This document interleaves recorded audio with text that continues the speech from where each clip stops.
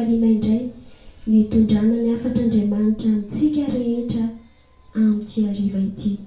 Avy hatrany ary dia andeha hiditra ao anatin'izany afatra izany isika, ka ny tenin'Andriamanitra izay hovakintsika ity ampiandohana dia izay voasoratra ao amin'ny ohabolana toko 17 andininy 4. Ohabolana toko 17 andininy 4 vakina amin'ny anaran'i Jesosy.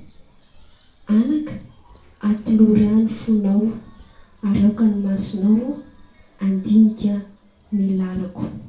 Averiko indray mandeha izany tenin'Andriamanitra izany, ary izay tena hotsindritsika amin'ity hariva ity dia ilay tapany voalohany manao hoe anaka, atolory any ny fonao, araoka ny masonao, andinika ny lalako.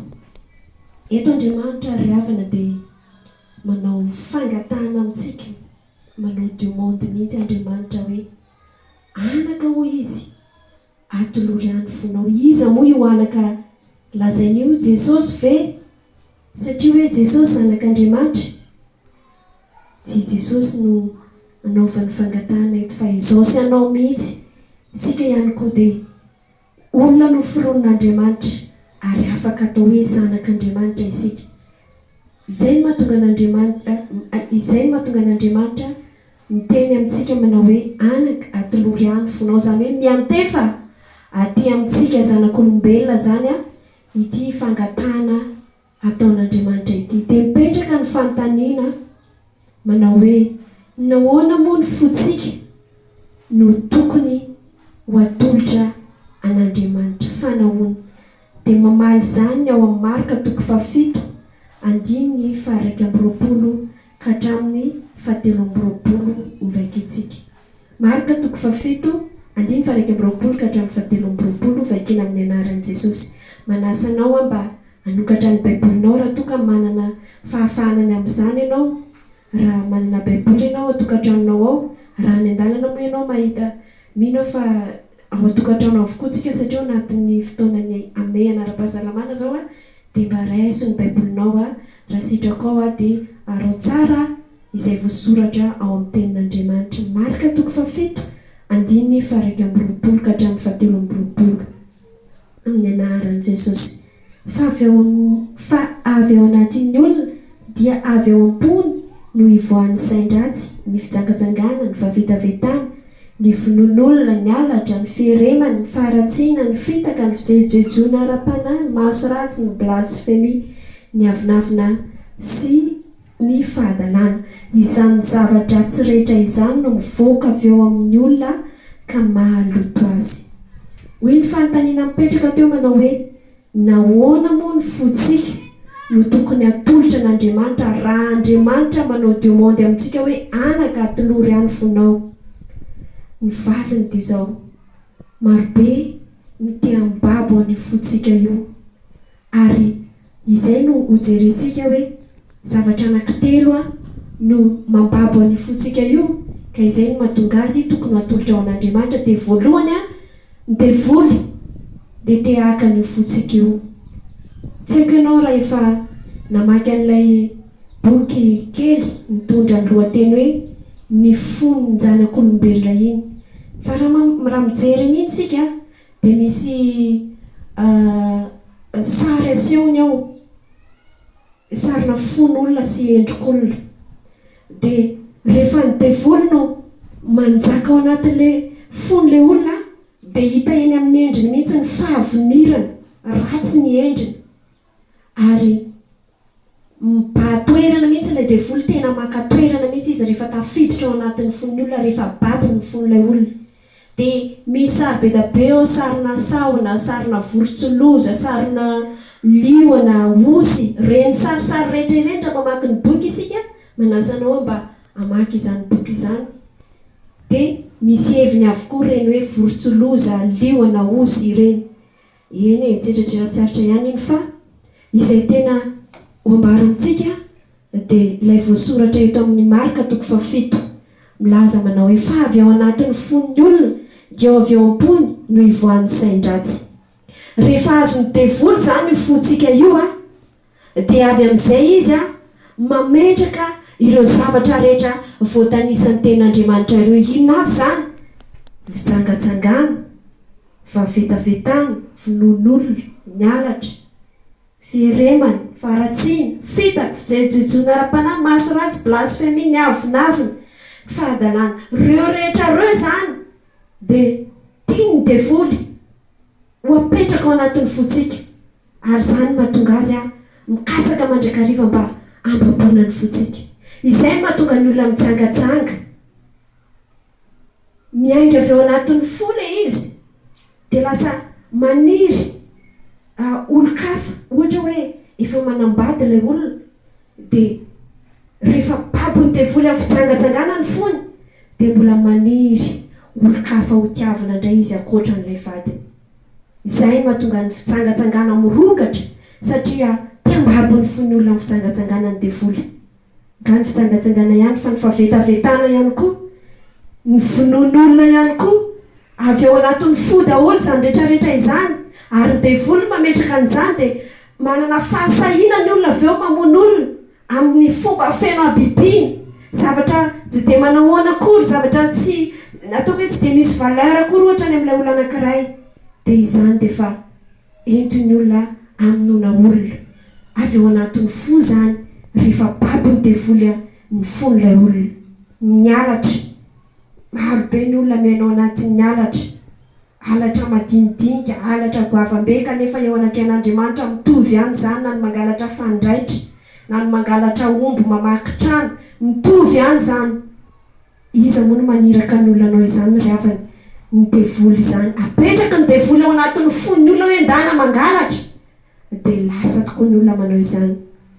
Manaraka izany fieremany, fitiavam-bola, ny fitiavan-karena, ny faharatsiana maro isan-karazany, ny fitaka, be da be ny fitapitaka sy ny fametsifetsena olona amin'izao andro zao. Avy amin'ny devoly avokoa izany rehetra izany. Fijejojoana, ny lamody maro isan-karazany mitarika eo amin'ny fijejojoana, amin'ny fitanjatanjana, ireny rehetra ireny dia avy amin'ny devoly avokoa. Ka izany no mahatonga n'Andriamanitra mangataka ny fotsika mba ho atolotra azy. Fa rehefa voatolotra ao an'Andriamanitra io fotsika io, dia tsy afaka hanao na inona amin'ny fotsika io mihitsy ny devoly. Maso ratsy koa, ny blasfémie na koa ny fitenenan-dratsy. Ankizy kely indraindray dia efa mahay miteny ratsy, satria efa apetraky ny devoly ao anatin'ny fony ilay teny, dia avoakany eo amin'olony. Inona moa no mahatonga an'izany? Tsy hoe ny ray aman-dreny no mampianatra azy izany, fa zao ny devoly mihitsy no mampianatra ny olona hiteny ratsy, ny avinavina ary ny adalàna. Ary ny 7:20 manao hoe izany zavatra tsy rehetra izany no mivoaka avy ao anatin'ny olona ka mahaloto azy. Mazava ho azy fa matoa zavatra maloto dia avy amin'ny devoly izany. Izany ry havana no antony angatan'Andriamanitra ny fotsika. Tsaroa fa ny devoly rehefa tonga ao anatin'ny fotsika ao dia tsy hitondra zavatra tsara mihitsy izy, tsy hitondra zavatra mahafinaritra, tsy hitondra endrika falifaly, tsy hitondra toetra tsara, tsy hitondra fomba tsara ho antsika, fa ireo fomba ratsy izay nitanisantsika teo, ireo no entin'ny devoly ao anatin'ny fotsika. Noho izany, raha sanatria mahakasika anao ny iray amin'ireo zavatra ireo, ohatra hoe tsangatsanga, mangalatra, teny ratsy, manao fahadalàna maro isan-karazany, dia hoy ao aminao amin'ity androany ity hoe atolory an'Andriamanitra ny fonao. Atolory, valio le demande izay ataon'Andriamanitra amintsika hoe anaka, atolory any fonao. Fa rehefa atolotra feno an'Andriamanitra ny fonao, dia ho lasa avokoa ireo asana devoly nameny fo ireo, ary ho avy Andriamanitra hitondra toetra vaovao, hitondra fo vaovao, hitondra fiainana vaovao, hitondra fanovana lehibe eo amin'ny fiainanao. Izay ny voalohany. Faharoa manaraka izany koa, nahoana ny fotsika tokony atolotra an'Andriamanitra, satria izao tontolo izao ihany koa dia tiam-babo io fotsika io. Ndao ngevaka itsika ao amin'ny Jaona 1:2-5:20. Jaona voalohany toko faharoa manomboka amin'ny andiny fadimy ambin'ny folo dia vakina amin'ny anaran'i Jesosy. Aza tia izao tontolo izao na izay zavatra eo amin'izao tontolo izao, raha misy olona tia izao tontolo izao dia tsy ao anatin'ny fitiavana andray. Dia mario tsara ity andiny fahaenina ambin'ny folo ity fa ny zavatra rehetra eo amin'izao tontolo izao, ny filany nofo, ny filany maso, ny rehaka momba izao fiainana izao dia tsy avy amin'ny ray fa avy amin'izao tontolo izao. Fa ary mandalo izao tontolo izao sy ny filany fa izay manao ny sitrapon'Andriamanitra no maharitra mandrakizay. Hoe ity izao tontolo izao ity koa dia tena mibabo an'ity fotsika ity. Inona moa ilay izao tontolo izao tiana ho lazaina eto? Le carte du monde iny ve ilay izao tontolo izao? Tsy dia hoe iny loatra akory fa araka izay voalazan'ileo amin'ny andiny fahaenina ambin'ny folo teo manao hoe fa ny zavatra rehetra eo amin'izao tontolo izao, ny filany nofo, filany maso, ny rehaka momba izao fiainana izao. Reo zany ilay zavatra manintona ny fotsika eto amin'izao tontolo izao, ny filany nofo. Ity nofontsika ity dia tena te-hanao filana maro isan-karazany anapatra izay tiany mihitsy ity nofontsika ity. Miainga vao anatin'ny fo nefa izany, ary rehefa maniry izany ny fotsika dia lasa miditra hatrany amin'ilay nofontsika ilay izy dia te hanapatra hanara-po amin'ny filana maro ity nofontsika ity. Dia ny filany maso ihany koa ny voalaza eo, io masika koa dia te hijery zavatra maro be, kanefa ny zavatra rehetra izay jeren'ny masika sy izay te ho jeren'ny masika dia tsy voatery ho zavatra tsara avokoa fa indraindray zavatra ratsy dia miainga avy ao anatin'ny fo zany. Le fonao zany ohatrany hoe te ampiasa ny masonao hijery zavatra ratsy. Izany rehetra izany dia eto amin'izao tontolo izao avokoa. Ny rehaka momba izao fiainana izao, ny harena. Maro ny olona te hanan-karena dia mihazakazaka, ary dia misy mahavita manao fifanarahana amin'ny devolo mihitsy satria te hanan-karena, ary te hiaina amin'ny rehaka, rendrarendra. Ny olona mantsy rehefa mahantra mety tsy afaka hanara-po amin'ny rendrarendra, fa rehefa manan-karena ny olona dia manana fahafahana ao amin'izany dia lasa mora ho azy ny manaraka ny rendrarendra sy ny rehaka. Ary dia izay ilay zavatra eto amin'izao tontolo izao, te hambabo ny fotsika izany rehetra izany. Ka izany no mahatonga an'Andriamanitra mangataka an'ity fotsika ity mba tsy ho tia izao tontolo izao ny fotsika, fa ho ny voalaza teo manao hoe raha misy olona ho izy tia izao tontolo izao dia tsy ao anatin'ny fitiavana andray. Kanefa ny fitiavana an'Andriamanitra no tokony ho ambony eo amin'ny fiainantsika, fa tsy ny fitiavana an'ity izao tontolo izao ity sy ny zavatra misy eto amin'izao tontolo izao. Tsarovy fa mandalo izao tontolo izao. Ary izany mihitsy ny voalaza eo amin'ny andiny fahafito ambin'ny folo manao hoe mandalo izao tontolo izao sy ny filany, fa izay manao ny sitrapon'Andriamanitra no maharitra mandrakizay. Tsy aleo ve manao ny sitrapon'Andriamanitra dia mba mandova ilay lanitra maharitra mandrakizay. Aza omena n'ity izao tontolo izao mandalo sy ny serana ity ny fonao mamitaka, tena mamitaka izao tontolo izao. Jerena atao ohatrany hoe mamirapiratra izy, tena mamirapiratra mihitsy izao tontolo izao, vao mivoaka eny analakelainy ianao dia fa maro ny zavatra manintona ny maso, manintona ny fo, mamirapiratra. Kanefa tsarovy fa mandalo ireny rehetra ireny. Ary raha ireny no ametrahantsika ny fotsika dia ho diso fanantenana isika amin'ny farany. Fa ny tena tsara indrindra ry havana dia ilay voalaza eto manao hoe izay manao ny sitrapon'Andriamanitra no maharitra mandrakizay. Tian'Andriamanitra isika hoentina any amin'ny fiainana mandrakizay, ilay maharitra mandrakizay, tsy mandalo fa maharitra. Ary izany no mahatonga an'Andriamanitra mangataka ny fotsika manao hoe anaka atolory any fonao, aza omena n'ity izao tontolo izao ity, aza apetraka eto amin'ity izao tontolo izao mandalo ity, fa misy ilay maharitra mandrakizay izay tena tsara ary tian'Andriamanitra omena antsika ihany koa. Fahatelo farany izay tokony antony izay mety manintona ny fotsika ary izay tokony hanolorantsika ny fo an'Andriamanitra dia izao. Io fotsika io dia tena mila tandremana io. Vakitsika ny ohabolana toko 4 andininy 7 amby 20. oabolana toko faefatra andiny fa telo amby roapolo. Oabolana toko faefatra manasanao hatrany mba anaraka ny tsara ny baiboly. Oabolana toko faefatra andiny fa telo amby roapolo. Tandremo ny fonao amin'izay fitandremana tsara rehetra fa avy ao no ivoan'ny ainy. Tandremo ny fonao. Nahoana moa ny fontsika ny tokony tandremana? Voalohany indrindra, ny zavatra anankiray rehefa tandremana, matoa zay ny zavatra iray tandremana dia mety zavatra fragile izy zay, mora simba na mora vaky. Ary matoa koa ny zavatra anankiray tandremana dia zavatra saripady izy zay. Ary dia tena sapaitanana mihitsy hoe zany tokoa io fontsika io, tena saripady ny fo ary fragile, tena mora malahelo, mora tezitra, mora tahaka izany ny fontsika. Izay no mahatonga n'Andriamanitra miteny hoe anaka atolory any fonao. Tsy haintsika mihitsy ny tandrona an'io fontsika io raha tsy mangataka ny fanampian'Andriamanitra isika amin'ny fitandremana ny fo. Tsy haintsika mitandrina an'io. Mora rehefa tody zava-tsarotra io dia mora malahelo, mora mitomany. Rehefa misy zavatra tsy dia mifanaraka amin'ny saintsika na ny fontsika dia mora misy endoatra, mora tezitra. Zany rehetra izany nefa dia mety hiteraka voka-dratsy izany eo amin'ny fahasalamana. Ary olo mihitsy ny voalaza eo manao hoe fa avy ao no ivoan'ny ainy.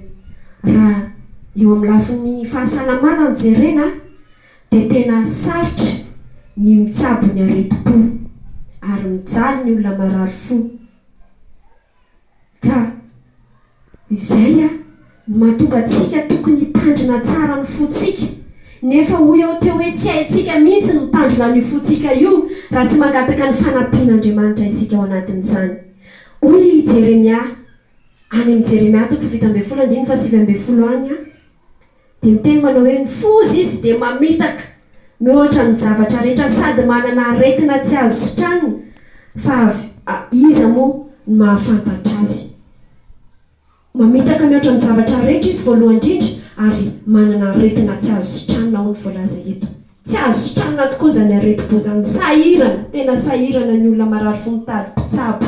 Ary ny dokotera koa dia miteny manao hoe ianao ihany io ianao ihany ny fanafodiny io fonao io, ianao ihany.